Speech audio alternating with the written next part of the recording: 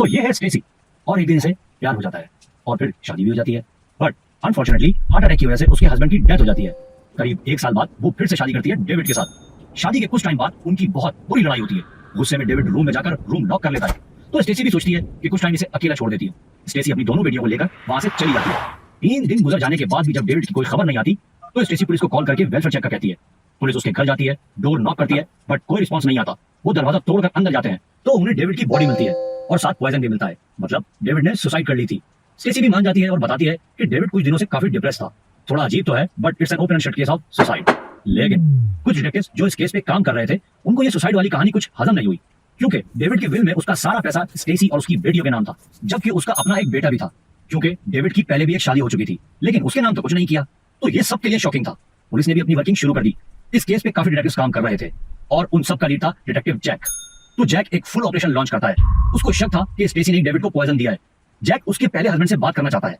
फिर उसे पता चलता है कि उसकी डेथ हार्ट अटैक से हुई। जैक का शक और पक्का हो जाता है। वो ऑटोप्सी रिक्वेस्ट करता है जिसको अप्रूव होने में काफी टाइम लग जाता है, लेकिन अप्रूव होते ही ऑटोप्सी होती है और उसकी रिपोर्ट में सेम पॉइजन होता है जो डेविड की बॉडी में पाया गया था। जैक स्टेसी को इंटरोगेशन के लिए बुलाता है मगर उससे भी बात नहीं बनती। पर जैक हार मानने वालों में से कहा था। तो वो इस केस के चलते उसकी बेटी को ढूंढता हुआ उसके कॉलेज पहुंच जाता है। वो वहां उसे बताता है कि तुम्हारे फादर को हार्ट अटैक नहीं आया था, उन्हें पॉइजन दिया गया था। वो हैरान रह जाती है। वो उसी वक्त अपनी मॉम को कॉल करके सारा माजरा बयान करती है। स्टेसी गुस्सा करती है कि पुलिस इस तरह तुम्हें कैसे अप्रोच कर सकती है और स्टेसी उसको बातों में उलझाकर घर आने का कहती है। घर में दोनों बैठकर ऑरेंज जूस पी रहे होते हैं जो स्टेसी ने बनाया था।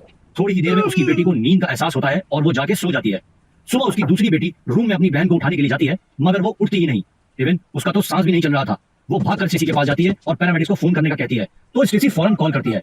थोड़ी ही देर में पुलिस एंड पैरामेडिक्स पहुंच जाते हैं। वहां उन्हें एक लेटर भी मिलता है जिसमें लिखा हुआ था मैं सुसाइड कर रही हूं और ये भी कि मैंने ही अपने दोनों फादर्स को जहर दिया। और ये भी लिखा था कि पुलिस अब मेरी मां को इन्वेस्टिगेट करना बंद करे।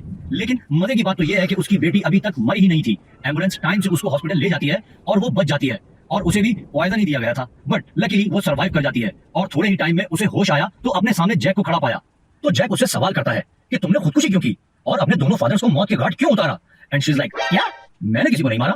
तो जैक उसके हाथ में सुसाइड नोट थमा देता है। वो कहती है मैंने ये नहीं लिखा और बात समझ भी आती है क्योंकि वो एक स्टूडेंट थी और ये नोट जिसने लिखा था उसे तो लिखना भी सही से नहीं आता था और जैक को ये भी पता था कि स्टेसी की कोई खास एजुकेशन भी नहीं है। खैर असल में हुआ ये था कि स्टेसी ने अपने पहले हस्बैंड से शादी की, उसे पॉइजन दिया। फिर डेविड से शादी की, उसे भी पॉइजन दिया। और फिर जब पुलिस को शक हुआ तो उसने अपनी बेटी को भी मारने की कोशिश की और खुद ही नोट भी लिख दिया। अब सारे सबूत स्टेसी के खिलाफ थे। पुलिस स्टेसी को अरेस्ट कर लेती है। उस पे अपने दोनों हस्बैंड के मारने का चार्ज लगता है, अटेम्प्ट टू मर्डर।